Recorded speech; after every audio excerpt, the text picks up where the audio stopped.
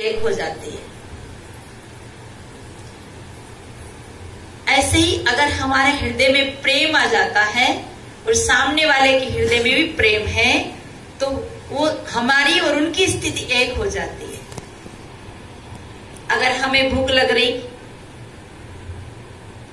और हम भूख से व्याकुल है और किसी को, हमारे संगी साथी को भी भूख लग रही, तो हम दोनों की गति, हम दोनों की स्थिति क्या होगी? जिस भूख को हम समझ रहे हैं वो सामने वाला भी, तो भूख अगर पूछे कि भाई भूख कैसी होती है, तो भूख लगे तो पता चल जाए कि भूख ऐसी, बताया तो नहीं जाता, पर भूख लगते ही भूख की स्थिति हमारी एक जैसी हो जाती है। प्यास लगती है तो प्यास की भी स्थिति एक जैसी होती है।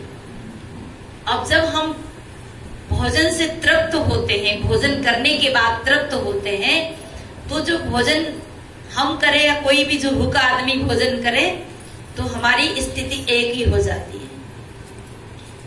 इसी प्रकार जीवन को जब हम समझ लेते हैं, तो हमारी जो रहनी है, चाल है, एक हो जाती है। तो साहेब कहते समझे की गति एक है, जिन समझा सब ठोर। अब जिन समझा सब ठोर, सब ठोर क्या है? जीवन में 4 ठोर महत्वपूर्ण है। अब वो 4 ठोर क्या है?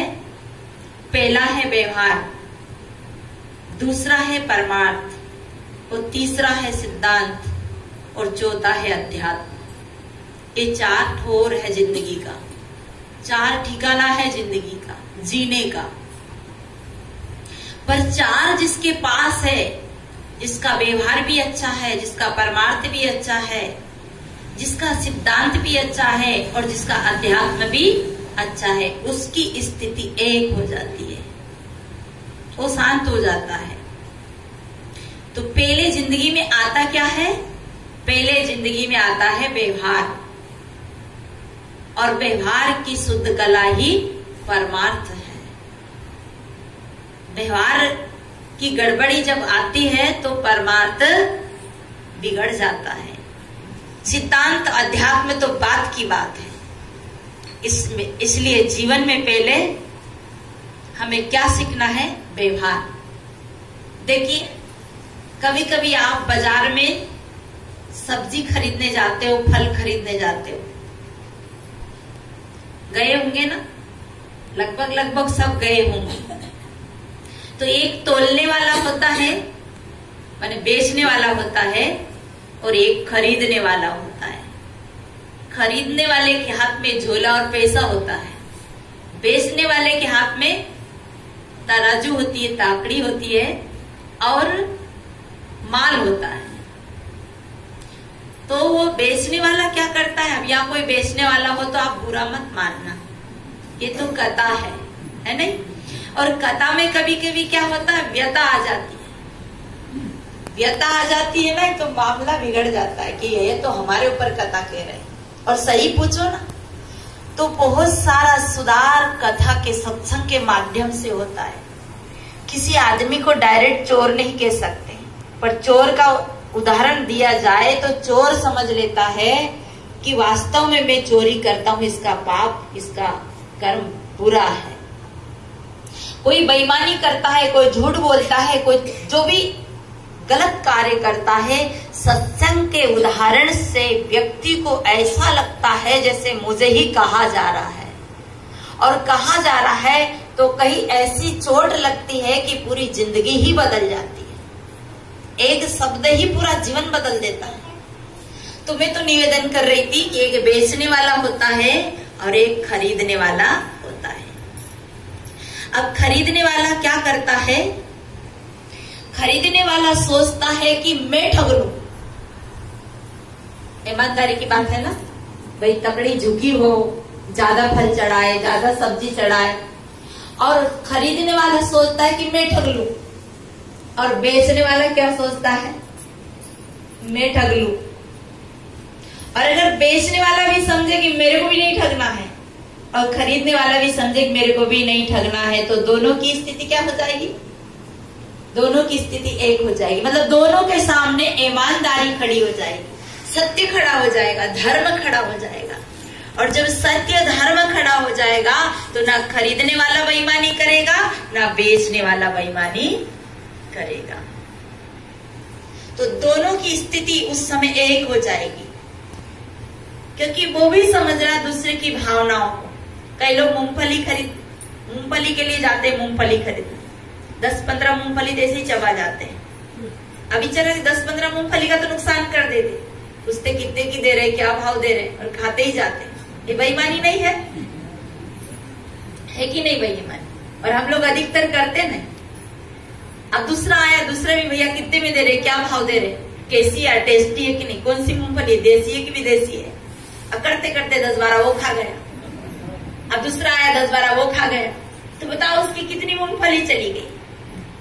कई बार हम छोटी छोटी गलतियां करते हैं, छोटी छोटी भूलें करते हैं, और वो छोटी भूलें ही बड़ी भूलें हो जाती है। छोटी खराब आदत ही बड़ी खराब आदत बन जाती है।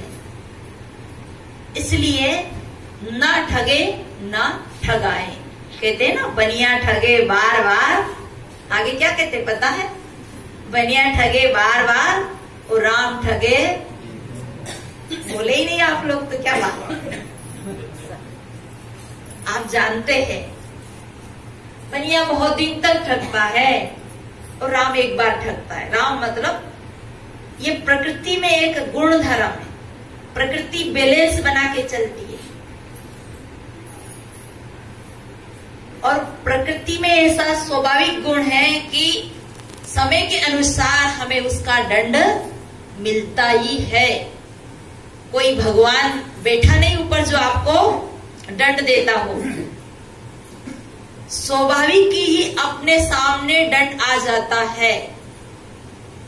इसलिए हमें ना तो ठगना है ना ठगाना है। तो क्या करते हैं, खरीदने वाला देखता है और बेचने वाला क्या कहता, भैया कहाँ से आए, राम राम भैया, क्या भानपुरी से आए हो, अच्छा भैया आजकल धानवान कैसी है, अच्छी है। अब उसे धान से क्या पड़ी, उसे सड़े फल चढ़ाना है, उसे सड़े फल को मकाम लगाना है।